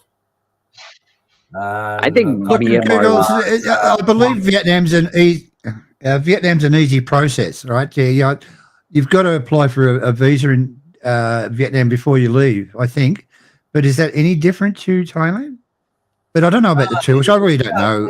With Vietnam, you need a different visa. You can stay 2 weeks from Europe. Yeah, but Thailand is more advanced, though. I don't know about you guys, but you can stay 60. It's more comfortable to a certain degree. Hang on. Yeah. Like these countries, let me say this bit because I've thought it through. They give you 60 days and then you can get another 30 days free. I don't know if the extension is free, but anyway, hang on a second. But when we go to England, my wife, okay, stop it. When we went to England, my wife's visa for the UK, £150. It doesn't matter how long she's staying there. I mean, I don't know how long it actually lasts. It's probably up to about 3 months or 6 months even, but it's £150. Why isn't it free like other countries? Is Europe all the same? See, this is what I don't know. Go to Japan, Sean. Do you have to pay for a visa? I know if you go to Vietnam, you have to. It's $30. Yeah, I'm not sure. What I find interesting is even if you get, compared to the Western countries, even if you get married, you still can't get a citizenship, and in a lot of part, you can't even get a residency. You have to jump through all these bureaucratic. Well, yeah, for my wife, And- I mean, I'm not going to go into my status here for reasons, but for Mhm. my wife to get a British passport, she has to live in England for 3 consecutive years. Wow. She can go away for a certain period every year, but it's like 2 months or something like that. So it's like 10 months a year for 3 years, and then you go through the hoops and the red tape, and she would be able to become a British Yeah, citizen. but That's Yeah. how they do it. I think it's 3 years, unless they've changed. One thing recently I found that was kind of interesting. It's kind of half drama and half sort of Thailand traveling and stuff. That you guys obviously know Pattaya Street Cruiser. I never really watched that guy, but I was watching Cheap Charlie the other day, and he brought his name up for some reason, and I decided to search him up in YouTube. And he's back in Denmark. He's been a Denmark citizen, he says, for over 25 years. And he brought his wife from Thailand over to Denmark. And the title of the stream from 2 weeks ago that I just saw said, "My wife has been deported." And he's gone in this big rant about it's not a money issue. It's just very bureaucratic. And I've been through something very similar with a Japanese girl over in the U.S. It's extremely bureaucratic, even when they have the education and everything to bring all that over, where you think to yourself, you know what? I might as well go to their country. But then when you're in their country, you're sort of treated, there's pros and cons to it. You're treated as a second class citizen if you see it like that. Or, you know, there's a I lot mean, of look, South has just written, I've got a 90, I'll repeat that, 90 multiple entry to Vietnam. 90. I mean, you can get a multiple one here in England for It's probably 90 days, Andy. 90 Well, days. in England, in Thailand, you can get a multiple re-entry, which is like a year from when you apply. Extra 2,000 baht. Is it 2,000? Yeah, single entry re-entry is like 1,100 baht or something. I don't know. So they tell me. Yeah. That's So interesting. why don't they got just one, charge for the visas, Johnny? Why don't they charge got for one- visas? They used to. I used to get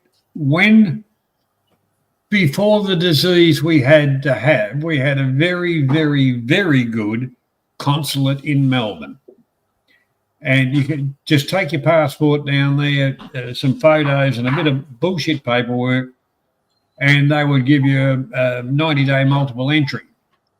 But since the disease we had to have, they do not have a consulate that does anything of any use to anyone in Melbourne. Everything's either got to go to Canberra or Sydney, and they are not doing in-country multiple entry visas. So that means when you get off the plane, you have to go down to the bottom part of Swanee and put your paperwork in and pay you a couple of $1,000 baht, not that bad, for your 90-day multiple entry. And if you use your brains right, you can actually get an extra 3 months out of it if you come back before the day that it runs out. Then you can get an extra 90-day stamp. All right. I mean, Lieutenant Nescafe, welcome, mate. He says Thailand has been up and down in flux at the visa front, changing the regulations every month, it seems. They haven't worked it out. I mean, I'll give a longer time, but pay for it. You know, because they're coming here, they're going to spend that money in that time. Why are Thailand so frightened of fines? Why? Andy, I don't get it. Why wouldn't you let people into your country that bring in cash and want to spend it? Why don't they stay as long as you like, as long as you're spending the money? I mean, it's nutty to me. I know. Well, But they're so paranoid about these scammers and shit like that. I mean, Jesus Christ. Yeah, it is. Yeah. Go on, John. You were talking. Go on, John.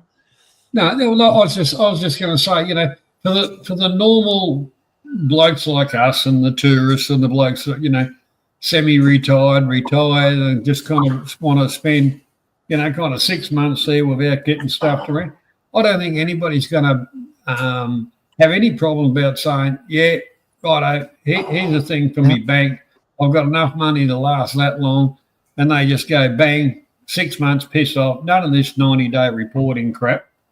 Long as you do your TM30s and that kind of part of it's done. I don't know, but you're right with the scammers and all the rest of it that were coming into Thailand, because one thing that Thailand gets a lot of money from, it's a flight hub to other Asian countries and frigging India and China. So, like from our part of the country and that, a lot of them fly into Bangkok, either Don Muang or Suvarnabhumi, and then fly on to connecting flights to China, Korea, wherever. It's very similar to Singapore. Yeah. But that gives them, through the airports, it gives them a lot of money there. But as far as a group of the Thai politicians saying, "Oh, look, these longer term things are affecting jobs," and that, they are not really. No. And if a foreigner finds himself a niche and does that, why haven't the Thais done it? Because I believe they're smarter than doing stuff like that than any of us. Well, I think the question that begs to be answered, and I don't think we have an answer. Don't forget, Thais will say, well, we've never been colonized. We are independent. We're a bit like Switzerland. We just, carry on in our own way. We want foreign investment when it suits us, for bridges and sky trains and ring roads, which is a lot of foreign investment there. But they still shun the Falang. And they just don't want, I don't know, they're frightened that they don't want to share land. They're very land possessive, as we all know. I get it that they've never been colonized, which is cool, but they could make it a lot easier for us and have a better economy, I think. But it's just me. I don't know. What do I know? I can understand. They were colonised, Andy. They were colonised in World War II by the Japanese military.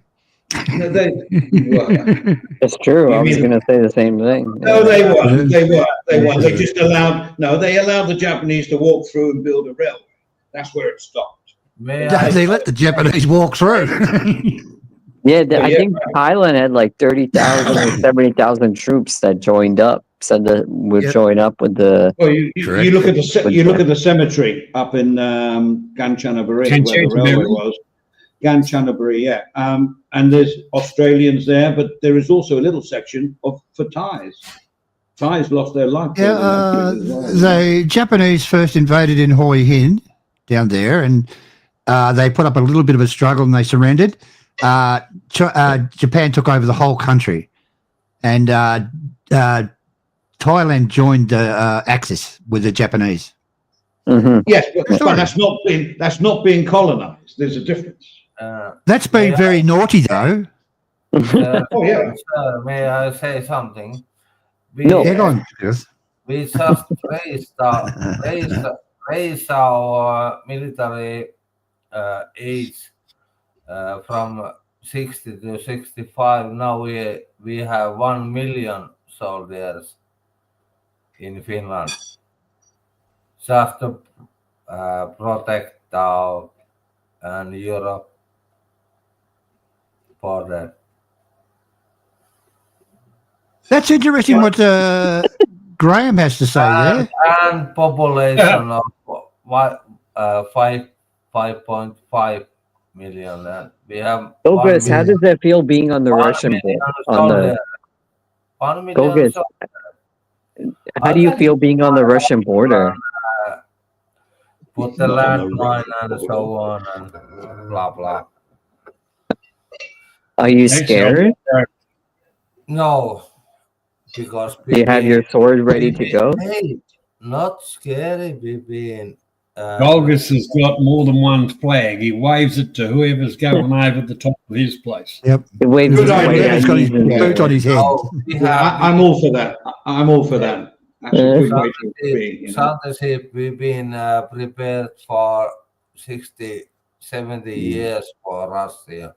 We have Yeah. 50,000 soldiers. We can play ice hockey down there.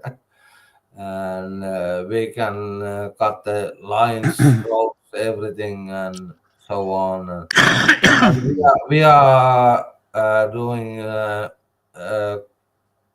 with Ukraine in Finland and Ukraine drones and so on and so on.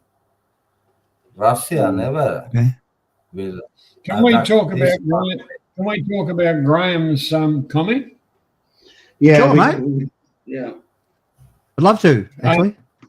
Yeah, actually, Graham, that's an interesting point. But I was just wondering if you were the person that wrote the book, How to Train Your Monkey. We. Shock the monkey. South about the Cambodian Thailand skirmish. I gave a news story this morning, but it didn't get through. But yeah, I'm quite aware of that one. It was a good story, actually. One of the Thai soldiers got killed. Yeah, that's been going on, and I've still yet to do the research. Do the research on exactly how and why, because it's the wrong side of the dotted line. But that bullshit's been going on for fucking years since Pope. Yeah, well, the temple does belong to Thailand, but Thailand gave it the borderline and wants the temple. I've actually been to the temple, John. Yeah, I know the temple you're talking about, Stephen. I've kind of been there myself. But go on, John. It's one of those thingos. It's kind of is it Cambodia or is it Thailand? Because it's like which side of the railway tracks do you live on, basically. But because it's land, it's land border down through there. It's not the Mekong. Yeah, well, both countries think it's their be all and end all of temples, right? And Thailand claims it, and Cambodia claims it. I can't remember the exact story, but when I was driving in, there's tank traps. You have to drive around all these tank traps, and there was soldiers with armed soldiers everywhere. The Cambodians want it back. And it's one of these temples where that promotes kind of clean living, Jayan, and all the rest of it. And then all around it, every bastard's trying to kill each other for what? Some bricks and fucking mortar. And you're only talking a roll. Lieutenant Nescafe's come up with something that I didn't know, and I think it's quite interesting. He's asking us, you guys, have you seen the fountain memorial for the contingency of Thai troops that were sent to Europe to fight in World War One? I don't know, where's the memorial? Is it in Thailand? Or I didn't know about troops in World War One. I didn't think Thais were involved. It would have been Siam back in those days as well, right? Siamese troops. Yeah. Did anybody know about that? Johnny, I didn't know about that. I know the Thais had troops that went to Korea and Vietnam. And I didn't know about. I didn't know about the others. Hey, quite interesting and worth the research. I think so. Well done, Lieutenant. Nice one. I don't hey, may I leave Finland out of about Russia past 800 years, 35 wars with Russia. So don't talk about Finland and Russia because we have wars and fights, big one, 35 times past 800 years. And I thought hey, and fuck that and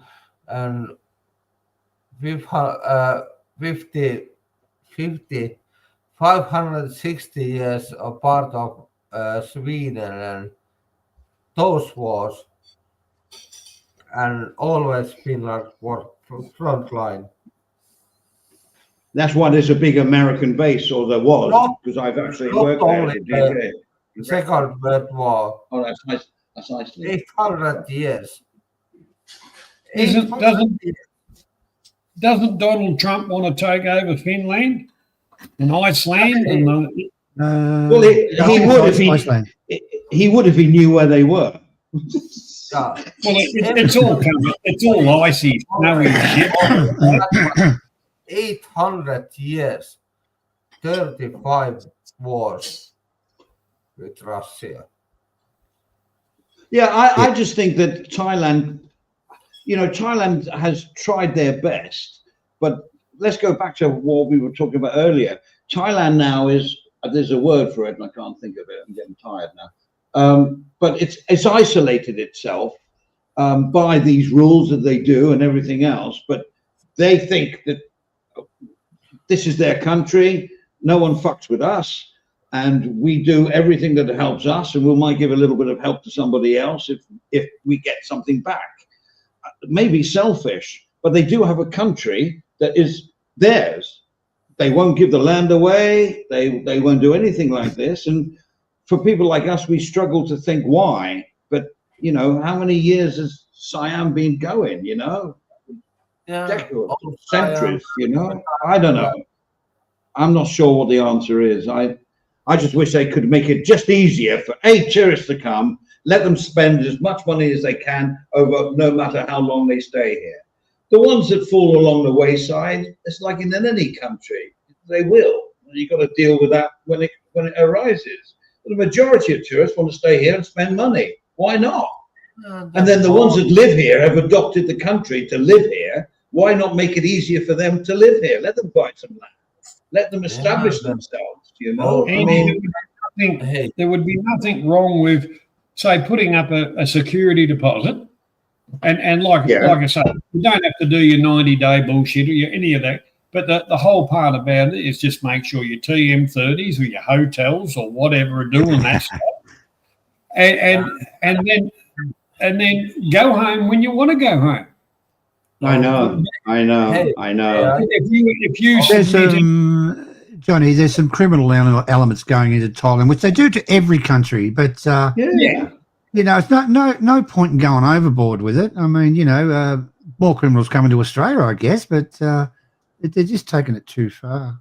Oh, look, like South said before, we're saying about tourists like everybody on this planet, we're probably half normal. But as South said, there's a lot of fucking creepy people going in there too.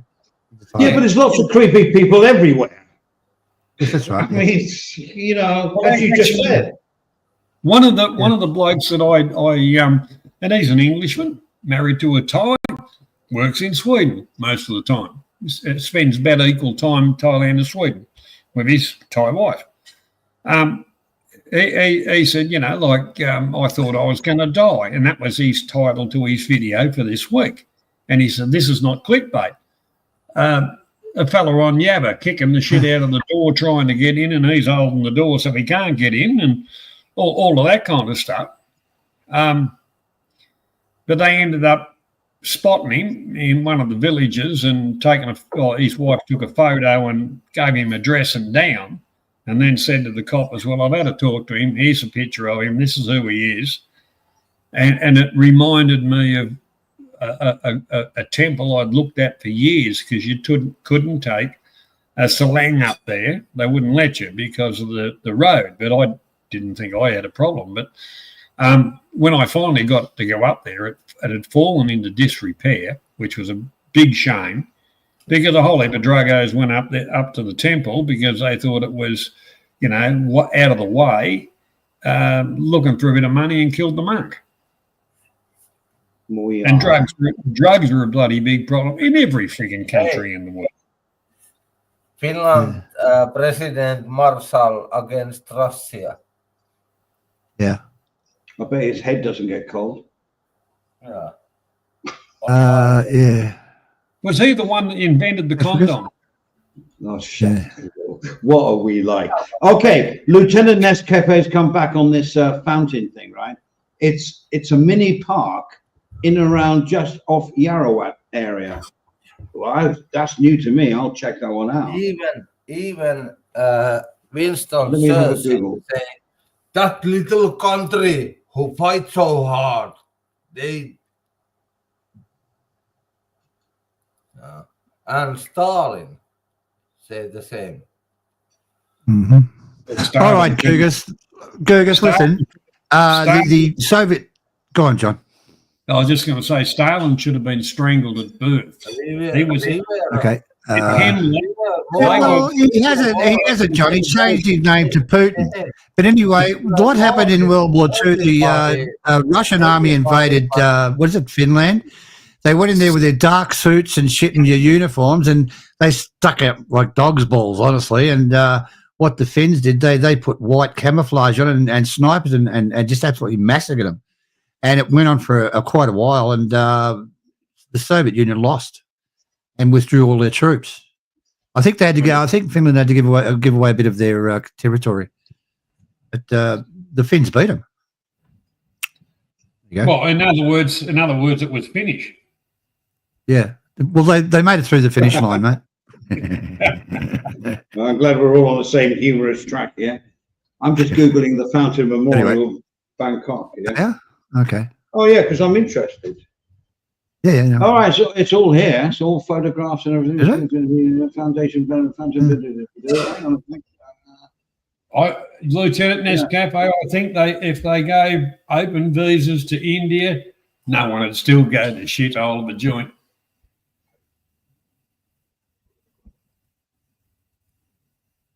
And if I want to go to India, I have to go to a service station here. Yep. A servo. Yep, that's it. Servo. Go to the servo. Yeah. Go to the servo, fill her up with juice. Yeah, after a long time here, Andy, me and Johnny realised that we must speak international English. You know, not the British English, the international English, so everybody understands us. What's it called? That's called pidgin English. No, it's not. That means a consequent. The fuckwit's a fuckwit. That's international. I'm just kidding. Nescafe, I'm trying to research it. I have to do it another time because it's all coming up a little bit confusing to me. But thank you for contributing that because we didn't know it. None of us did. So good on you, bro. Good on you. Okay, well, I'm absolutely. Sean's left. Yeah. Oh, it's good of him to come on. Sean's a good value for money. Oh, I don't pay him. I love the way he started when he came on. Right, let's talk about drama. Only kidding. Oh, he can love the drama, Sean. Okay. Yeah. Everybody done or what? Up to you guys. No. Ready to go when you are, Andy, if you've had enough? Well, no, just don't put all the blame on me. Maybe people want to go longer. I'll let it run, but I've got to do some stuff. Yeah. Oh, well, we've had a good. It's only 10 o'clock here. How long are we going for? We've been going for nearly 2 hours. So. Yeah, I know. And it's been a great stream. And thanks, Johnny, and Gurgis and Sean and Mac. I honestly think, Andy, this is a better time. What about you, John? Do you think this is a better time to do live streams? But yeah, it's not bad.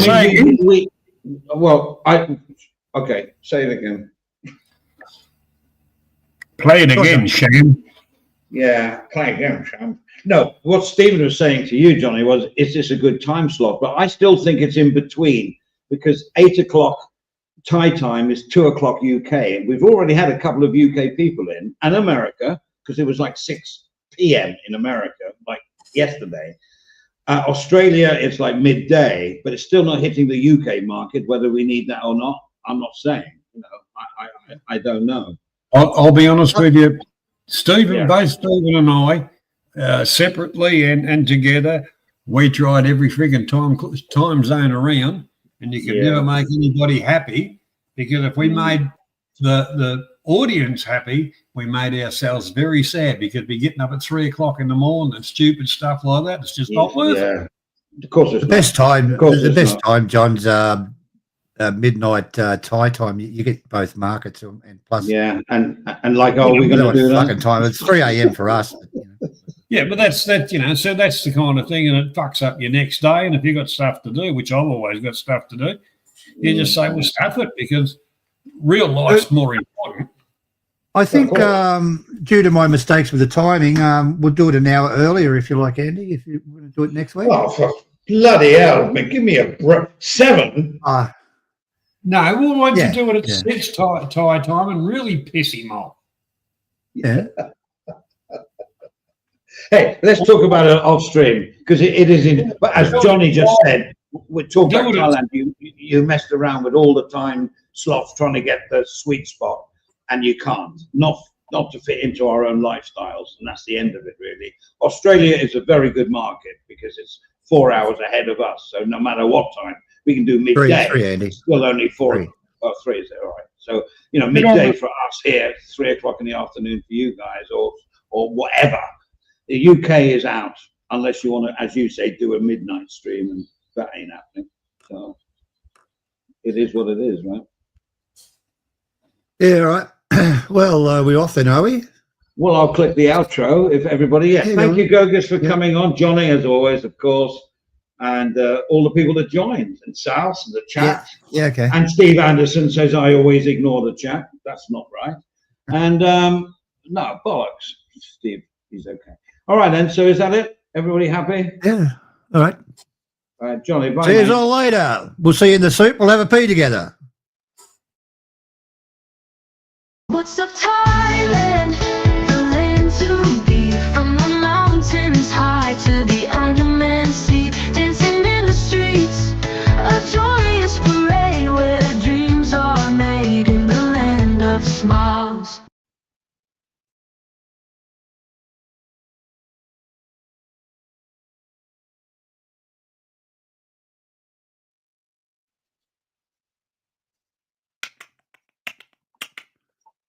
I think you have to hit the end button, Andy. Yeah, I am. It's not stay in the studio until the outro video finishes playing. I'm trying to end it. I keep clicking it, and there's no other button to end it. I think we're not live now. No, we are. Hey? You are. Well, I know where the end stream is. Every time I do it, it comes up, stay in the studio until the outro video finishes playing. Just, I don't know what that's about. Just say play outro and end stream. So maybe. Just end the stream. It'll work. No, it's not. I can't. No, I just told you. I click on end stream and it comes up play outro and end stream. Yep, do that. Yeah, that's say yes. What's up, Thailand? The land to be, from the mountains high to the Andaman Sea, dancing in the streets, a joyous parade where dreams are made in the land of smiles.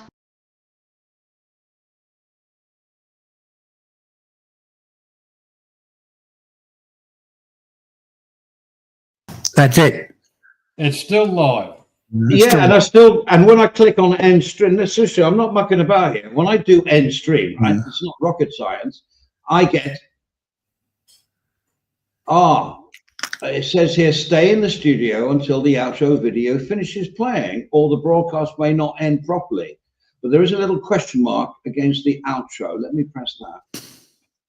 Now it says end stream. Okay, we're ending.